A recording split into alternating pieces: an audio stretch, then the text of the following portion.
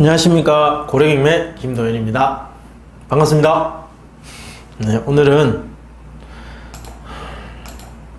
서울 노원구 상계동 은빛 아파트를 경매 분석해 보도록 하겠습니다. 네, 오늘 수업 시작하기 전에 저한테 많은 사람들이 하는 질문에 대한 대답과 그리고 이 수업을 하는 좀 목적 기타 여러분들한테 하고 싶은 얘기를 잠시 하고 수업을 진행하도록 하겠습니다. 제가 오래 전부터 많이 받아온 질문인데, 경매 물건을 매수하고자 하는 사람들이 이러한 고민을 많이 합니다. 그리고 질문합니다. 사업을 하다가 또는 어떤 개인적인 여러 가지 채권 관계 때문에 소위 말하는 망한 그런 사람들의 물건인데, 그 물건을 매입하려니까 뭔가 찝찝하다. 그리고 그런 물건을 투자해서 얻게 된 수익은 뭔가 사회적으로 얻어서는 안 될 부당이득을 얻은 것 같아서 기분이 좀 찝찝하다. 과연 해도 되느냐? 나한테 영향이 없겠느냐? 그러한 질문들을 아주 오래전부터 많이 받아왔습니다. 저와 비슷한 이런 직종에 계시는 분들이라면 아마 다 공감할 그런 질문입니다. 많이 받아보셨을 겁니다. 제가 거기에 대한 답을 질문하시는 분마다 똑같은 이런 대답을 드립니다. 그리고 실제로 저도 실천하고 있습니다. 여러분들도 이 수업을 듣는 여러분들도 제가 지금 말씀드리는 건 한번 실천해 보시길 강력하게 추천합니다. 그리고 할 수만 있다면 꼭 좀 해주셨으면 좋겠습니다. 뭐냐면, 처음에 우리가 예상 입찰가를 뽑고 입찰을 할 때 거래 가능 금액, 그러니까 실제 시장에서 매매를 했을 때 사게 될 그 물건의 가치에 대한 분석을 합니다. 그 가격 대비 싸게 산 금액이 있습니다.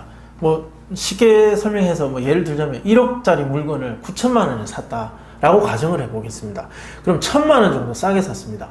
그러면 그 1,000만 원의 1%, 10만 원이 됩니다. 그 10만 원을 우리 이웃에 좀 어려운 이웃을 위해서 기부를 하시면 됩니다. 그러면 싸게 산 것에 대한 불편한 마음은 전혀 없어집니다. 시작은 1%지만 계속 그걸 지속 반복하다 보면 2%, 많게는 10%까지 갈 수도 있습니다. 그건 여러분들 경제적 상황이나 여러 가지 상황을 종합적으로 고려해서 결정하셔야 될 문제고, 또 개인적인 취향도 어느 정도 기부함으로 인해서 기쁨을 느낄 수 있는 분들이라야 가능하겠지만 1% 정도라면 큰 부담이 없습니다. 그리고 그러한 기부 활동을 통해서 보람도 느끼시고, 이러한 투자 또는 경매 투자 또는 경매를 통한 매수를 함으로 인해서 자기 주변에 있는 여러 사람들을 돕고, 또 그 기부를 통해서 자기가 기쁨도 얻고 사회적인 어떤 우리 구성원으로서 어떤 건전한 역할을 하고 있다는 기쁨을 동시에 얻을 수 있습니다. 강제사항은 아니지만 제가 이렇게 여러분들한테 저의 10년이 넘는 만 14년이 차인 이 노하우를 여러분들한테 무료로 이렇게 온라인을 통해서 강의를 하는 목적도 사실 그 점을 좀 여러분들한테 말씀드리고 싶었습니다. 경매를 해서 돈을 벌고 투자해서 성공하고 그런 일에만 신경 썼지, 제가 사회에 어려운 이웃들이 어떻게 살고 그들을 왜 도와야 되는지 그런 것은 별로 신경을 안 쓰고 살았었습니다. 저도 과거에는 그런 데 신경 안 썼습니다. 그런데 경매를 많이 하다 보니까 결국은 이 경매 사건을 통해서 어려운 이웃도 만들어지기도 하고, 그런 우리가 이렇게 섞여 살면서 그런 어려운 사람이 발생하기도 하고, 또 그런 사람을 도와서 다시 또 성공할 수 있게 도와줄 수도 있고, 이 섞여서 이렇게 사는 사회이기 때문에 그러한 기부 활동은 여러분들한테도 큰 도움이 되고 기쁨도 줄 수 있습니다. 꼭 그렇게 하시라는 건 아니지만 그렇게 해주신다면 저는 이 강의를 하면서 정말 기쁘게 할 수 있을 것이며, 더 훌륭한 노하우와 또 실제로 더 많은 도움도 드릴 수 있습니다. 그래서 싸게 산 금액의 1%, 그리고 나중에 팔 때 차익이 발생하면 양도세를 제한 차익의 1% 정도는 우리 불우한 이웃을 위해서 기부를 해주셨으면 고맙겠습니다. 얼마 되지 않습니다. 1억 원의 순이익을 얻었다. 그러면 100만 원밖에 안 됩니다. 예, 얼마 큰 금액 아닙니다. 그렇지만 그 1%를 기부함으로써 나머지 99%를 정말 행복하게 쓸 수 있습니다. 정말 기쁘게 자산을 증식시킬 수 있습니다. 사회에 기여도 할 수 있습니다. 그리고 경매에 더 재미도 붙일 수 있습니다. 아주 좋은 방법이니까 여러분들도 한번 생각해 보시는 시간 가지셨으면 좋겠습니다. 네, 그러면 서울 노원구 상계동 은빛 아파트 경매 분석을 시작하도록 하겠습니다. 사건 번호 2018-100-9395입니다. 상세 페이지를 보겠습니다. 자, 늘 보던 상세 페이지입니다. 네, 주소가 있고 어느 지역에 있는지 지도는 여러분들이 한번 확인해 보시기 바랍니다. 네, 채권자 유동화 전문회사로 넘어갔네요. 양도인은 페퍼저축은행이었습니다. 네, 채권자는 유동화 전문회사고 채무자는 황유일의 상속인 누구누구의 일명. 그러니까 누군가 돌아가시고 이렇게 경매물건으로 나온 것 같습니다. 물건 사진을 한번 보겠습니다.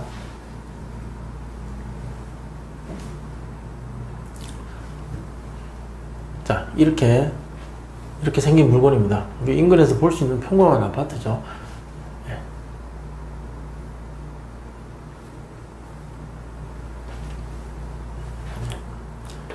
서울에 상당히 북쪽 부분에 위치하는 아파트네요. 호별 배치도 보시면 네, 몇 차례 설명드렸다시피 자, 이쪽이 남향이고 여기가 북쪽입니다. 그럼 이쪽은 동향이겠죠. 이 집은 동향을 보고 있는 집이라고 보시면 됩니다. 내부 구조도. 그럼 방에 이쪽에 창문이 있을 거고, 그죠? 아, 잠시만요. 이게 이렇게 되어 있다면 아마 이쪽이 동향일 겁니다. 아, 여기 화살표 표시가 있네요. 네. 네. 여기 이렇게 이 그림 이렇게 보셔야 되겠네요. 이렇게. 이렇게 현장을 가지 않아도 이 그림을 통해서 확인할 수 있습니다. 현관 입구는 이렇게 생겼습니다. 아, 여기 엘리베이터 입구입니다. 그리고 복도, 그리고 현관, 출입문. 네, 좀 낡은 아파트인 것 같습니다. 그리고 주차장 입구, 그리고 단지 사진입니다. 은빛 아파트. 감정가는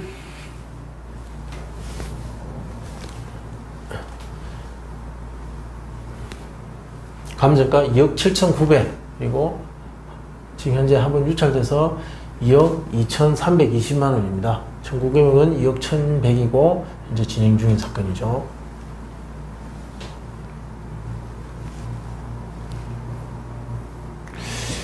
매각기일은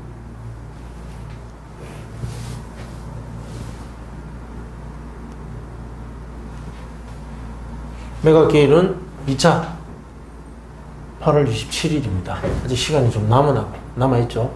2억 2,320.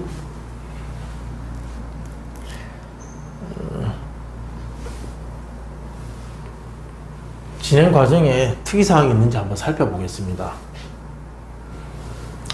조금 눈여겨서 볼 만한 건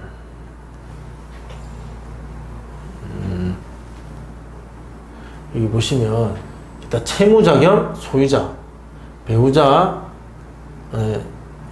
이분의 소유자 및 채무자 사망사실 통지서 제출. 네, 이제 요것만 봐도 대충 짐작이 가시죠. 네, 소유자가 사망을 했다, 그런 사실을 알 수가 있습니다. 그러면 임차인 한번 보시겠습니다. 현황 조사서 보시면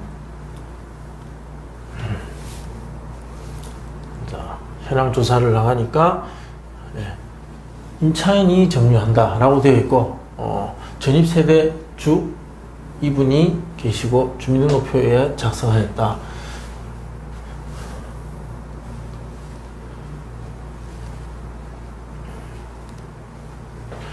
본건 현황 조사를 위하여 현장 방문, 폐문부재로 소유자 및 점유자들을 만나지 못하여 압류물을 투입하였으나 아무 연락이 없어 점유자를 확인할 수 불능이었다. 그래서 전입세대 연락을 해보니까 소유자 이름과 다른 사람이 발견됐고 임차인이 점유한다라고 현황 조사서에 표시했습니다. 근데 이 사람은 임차인이 아니라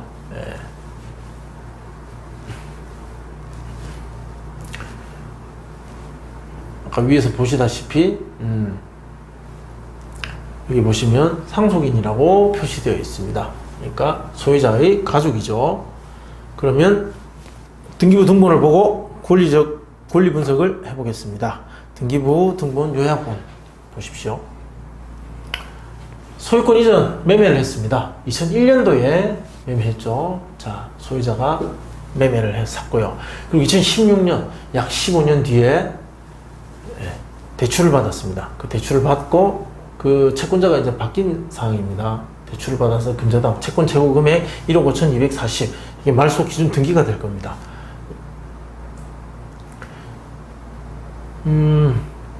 특별한 권리적 사항은 없어요. 보시면 근저당 1근저당이 있고 같은 근저당이나 추가 대출을 받았습니다. 같은 근저당권자로부터 1번 근저당과 2번 근저당이 같이 접해 있죠. 금액은 다르고 추가 대출을 받았다고 보시면 됩니다. 그리고 BNK 캐피탈로부터 또다시 추가 근저당을 받았고요. 그러니까 이렇게 추가 근저당이 가능했던 건 아마 이 부동산의 가치가 상승했을 것이다 라고 우리가 예측할 수 있습니다. 그리고 가압류 신용보증재단에서 크지 않지만 가압류가 들어있습니다. 그리고 세무서에서 압류되어 있고요. 그리고 2018년 2월 14일 1근저당권자가 이렇게 경매를 신청했습니다. 그 밑에 다시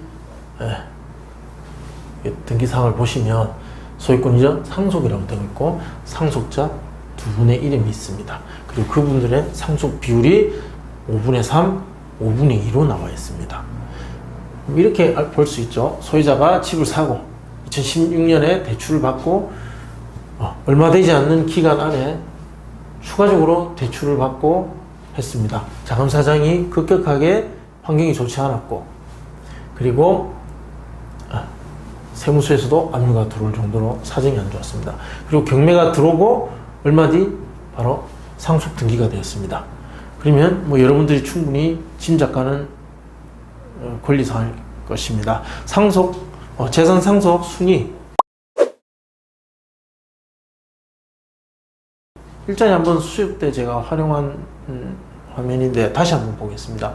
여기 보시면 피상속인 사망자의 직계 비속 배우자, 자식과 배우자 1순위입니다. 두 번째 피상속인의 직계 존속 부모님과 배우자, 그리고 3순위가 형제자매, 그리고 4순위는 3, 4촌 이내 반계혈족. 자, 여기서 중요한 건 이 배우자는 50%를 가산합니다. 그러면 상속 비율이 비속 1이면 배우자는 1.5, 직계 존속이 1이면 배우자는 1.5, 50% 가산한다는 거죠. 그렇다면 여기에 이 상속 비율로서 이들의 관계를 알 수가 있습니다. 자, 이분은 배우자가 되겠죠. 배우자. 왜? 이 비율보다 높으니까요. 그리고 이분의 성실을 봤을 때는 자녀로 볼 수 있습니다. 물론 아버지일 수도 있겠죠. 같은 성이니까. 그렇지만 이름을 봤을 때는 충분히 자녀라고 짐작할 수 있습니다. 이렇게 이 등기부 등본을 보면 그들의 일신상에 어떤 일이 있었으며 채권관계에 어떻게 진행됐고 그래서 이렇게 경제적 환경이 이렇게 흘러와서 경매에 진행될 수밖에 없었다라는 그 채권자와 채무자, 소유자 간의 그들 간의 관계의 기록입니다. 그들만의 채권의 역사죠. 그게 이렇게 정리해서 순서별로 나와 있는 게 등기부 등본입니다. 그래서 우리는 이것을 보고 그 물건에 있었을 사건, 사건의 진행, 그 채권의 관계, 그들 간의 관계를 추측할 수 있습니다. 그 추측을 통해서 낙찰을 받게 되면 그 이후에 어떻게 명도가 진행될 것이며 그들과 낙찰자의 관계는 어떠할 것이다 라는 걸 예측해 볼 수 있다는 거죠. 그리고 이 관계가 낙찰가에 반영이 되기도 하고 또는 반영이 되지 않을 수도 있습니다. 그 낙찰가 산정에까지 영향을 줄 수 있기 때문에 사전에 권리 분석을 먼저 하는 것입니다.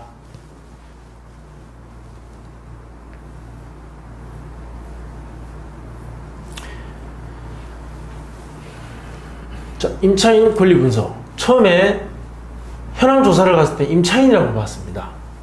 그렇죠. 네. 자, 이분은 상속인입니다. 미상의 임차인이 아니죠. 전입일 별 의미가 없습니다. 가족이니까. 여기 보면 나와 있습니다.